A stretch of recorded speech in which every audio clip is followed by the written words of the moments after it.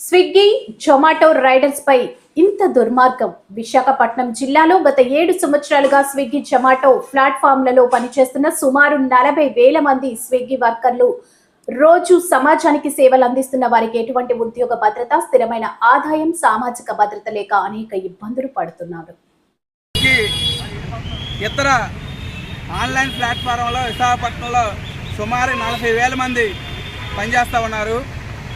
కనీసం వీళ్ళకి ఉద్యోగ భద్రత కానీ, ఎవరైనా దాడి చేస్తే కనీస రక్షణ కల్పించే దీంట్లో కానీ, కనీస ఆదాయం కల్పించే దీంట్లో కానీ ఈ యాప్లు వ్యవహారం చేయట్లేదు. ఇప్పటికి ఆల్రెడీ న్యూఢిల్లీ హైకోర్టు స్పష్టంగా పేర్కొంది, కనీస ఆదాయం సమకూర్చాలి గిగ్ వర్కర్స్కి. ఎందుకంటే వాళ్ళు కూడా కార్మికులే. మిగతా వాళ్ళకి ఎలాగైతే కనీస వేతనాలు కల్పిస్తారో ఆ రకంగా కనీస ఆదాయం కల్పించాలని చెప్పేసి ఈరోజు ఢిల్లీ హైకోర్టు తీర్పిచ్చింది. ఇప్పటికే పక్కనే ఉండే కర్ణాటక అలాగే రాజస్థాన్ రాష్ట్రాల్లో గిగ్ వర్కర్స్ అందరికీ సంక్షేమ పథకాలు అమలు చేయాలని చెప్పేసి వెల్ఫేర్ బోర్డులు ఏర్పాటు చేశాయి. అలాగే పక్కన ఉండే కర్ణాటక ఈరోజు కనీస వేతనాలు కానీ, పిఎఫ్ కానీ, ఈఎస్ఐ కానీ అలాగే ఎంత రేటు ఉండాలని చెప్పేసి తెలియజేస్తూ చట్టాలు చేశాయి. మరి మంచి ప్రభుత్వం అని చెప్పుకుంటున్న మన రాష్ట్ర ప్రభుత్వం ఎందుకు జోక్యం చేసుకోదు, ఎందుకు చట్టం చేయదని చెప్పేసి అడగదలుచుకున్నాం. అలాగే ఇక్కడుండే విశాఖపట్నంలో ఉండే స్విగ్గీ యాజమాన్యం కనీసం మెమోరాండం తీసుకోవడానికి కూడా వ్యవహారం చేయట్లేదు. మేము అప్పుడు ఆ రోజే కలెక్టర్ గారికి లెటర్ ఇచ్చాం. ఈరోజు కనీసం మెమోరాండం ఇస్తే తీసుకోకపోతే మేము ఆ గోడకి ఆఫీస్ గోడ కంటించి వచ్చే పరిస్థితి ఉంది.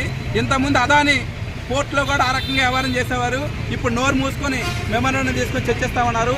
కానీ స్విగ్గీ పైన కూడా జిల్లా కలెక్టర్ గారు వెంటనే జోక్యం చేసుకొని చర్యలు తీసుకోవాలని చెప్పి చేస్తూ ఉన్నాం.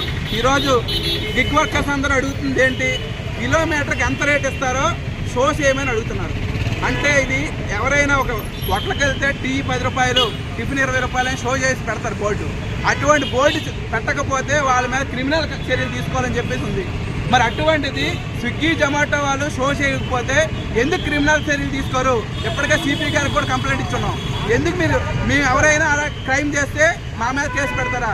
స్విగ్గీ జొమాటో మీద కేసు పెట్టరా? మీరు వెంటనే తక్షణం ఈరోజే స్విగ్గీ జొమాటో ఇద్దరి మీద కూడా క్రిమినల్ కేసులు పెట్టాలని చెప్పేసి కోరుతా ఉన్నాం. ఇంకోటి అడుగుతుంది ఏంటి, వీళ్ళు కిలోమీటర్కి ఈరోజు పెట్రోల్ ధరలు ఒకప్పుడు 75 రూపాయలు ఉంటప్పుడేమి ఈరోజు ఆదాయం 1,500, 2,000 వచ్చేది. ఈరోజు అదే పెట్రోల్ ధరలు 108 రూపాయలు పెరిగిన తర్వాత ఈరోజు ఆదాయం 500, 600కి తగ్గిపోయే పరిస్థితుంది. అంటే రైడ్స్ పెరుగుతున్నాయి, పని గంటలు పెరుగుతూ ఉన్నాయి, కానీ ఆదాయం తగ్గిస్తూ ఉన్నారు. కానీ అందుకని మేము అడుగుతుంది ఏంటంటే కిలోమీటర్ కనీసం 10 రూపాయలు ఇవ్వమని చెప్పేసి అడుగుతా ఉన్నాం. ఇంతకుముందు మీరు ఇచ్చిందే. అలాగే పీక్ టైంలో 12 రూపాయలు ఇవ్వాలని చెప్పి ఈ రెండు మీరు ఇచ్చినవి అడుగుతున్న కొత్తగా కాదు. అలాగే గుంటూరులో మన విశాఖపట్నం నగరం కంటే చాలా చిన్న నగరం, అది పట్టణం. అక్కడేమి ఇన్సెంటివ్ రోజుకి 350 రూపాయలు ఇస్తారు. మరి ఇక్కడ ఎందుకు ఎవరు?